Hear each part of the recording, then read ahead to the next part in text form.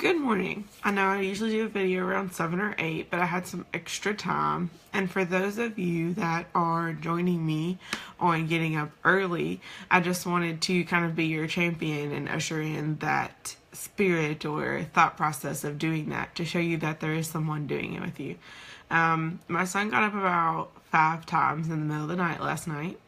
And the last time being when my alarm clock was going off after I had pressed the snooze button, which if you're getting up an hour early, probably shouldn't be doing. And so I kind of just took it as a sign to go ahead and get up. So today we're going to talk about the importance of gut health.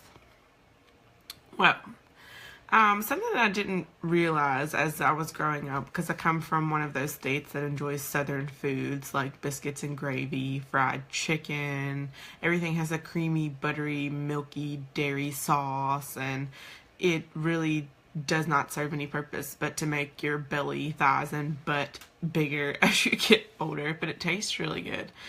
So you kind of have to deprogram yourself from all of that stuff. And it's not to say that you can't have it. It's not to say that it doesn't, serve any purpose. It's just if you're really trying to be on the straight and narrow with the food, it's really difficult for you to ingest that type of stuff, get the nutrients you need, and stay on a level where you're healthy without problems with cholesterol and different things of that nature. And so gut health really takes more than just the food that we eat. There are also elements that you have to take into consideration when dealing with your gut. Like, for instance, your stomach is filled with hydrochloric acid. And on any normal day, if you were to put your hand in a barrel of hydrochloric acid, it would burn your hand off all the way down to the bone. But your stomach is capable of adjusting and taking that type of environment and using it to essentially take the food, break it up, and put it into your body through your bloodstream. And so, your body just does some really amazing things. And so we have to take into consideration what that does after a while.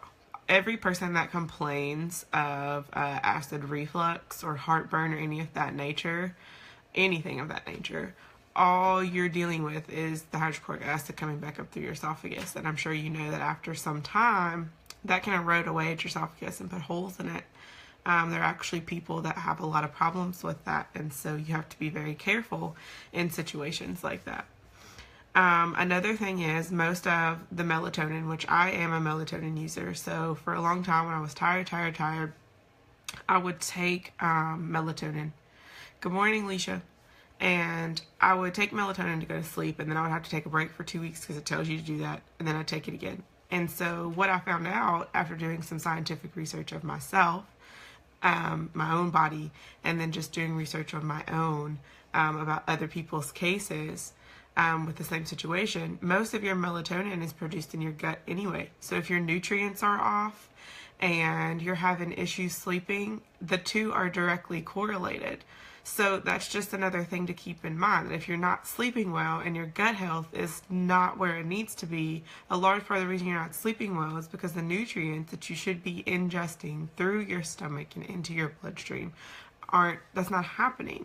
And so you're eating, but you're just eating to eat. You're not eating to gain nutrition. And so I think one of the things that people really should focus on is that food is fuel.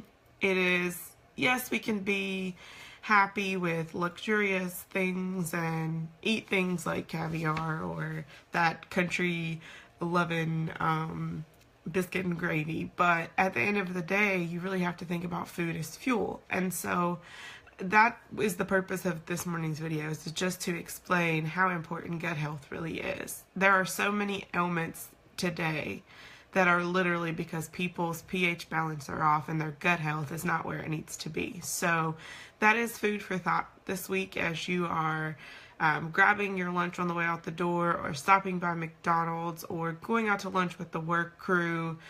Maybe you should trade that burger for a salad, or maybe you should trade that soda for a water, or different things of that nature. And it is not about being trying to be healthy. Good morning, Ashley.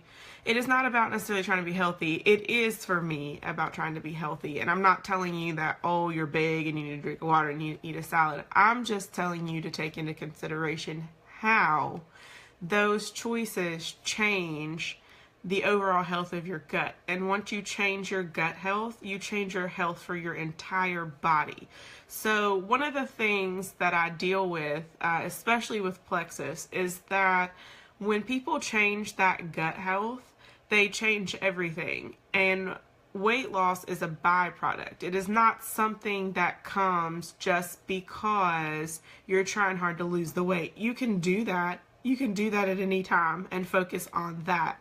But I have found in my own life that doing it slow and doing it steady by getting my nutrition where it needs to be is how I lose the pounds. I've lost 27 of the 55 so far, and yeah, my son is almost 2, and to some people that's really slow and it's not enough, but it's just enough for me because I know that I'm doing it in a healthy way and that my cholesterol levels are coming down, my blood sugar is going up to where it needs to be, my blood pressure is going down, and so those are things that I'm able to change on my own without a medication, simply by choosing healthy options like supplements, healthy foods, and exercise at least 3 days a week.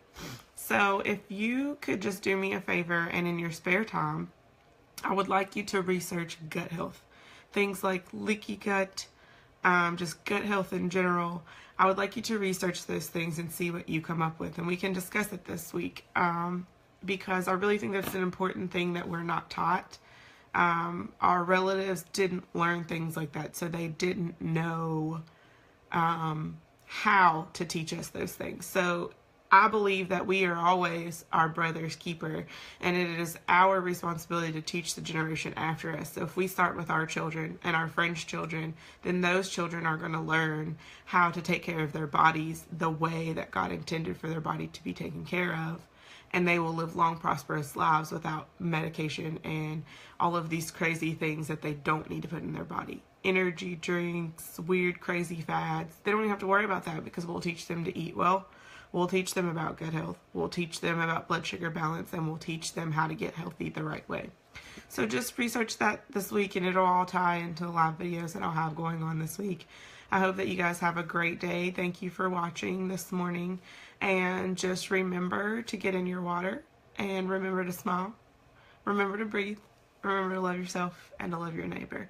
Have a great day, guys. Love you. Thanks for joining me this morning. Bye.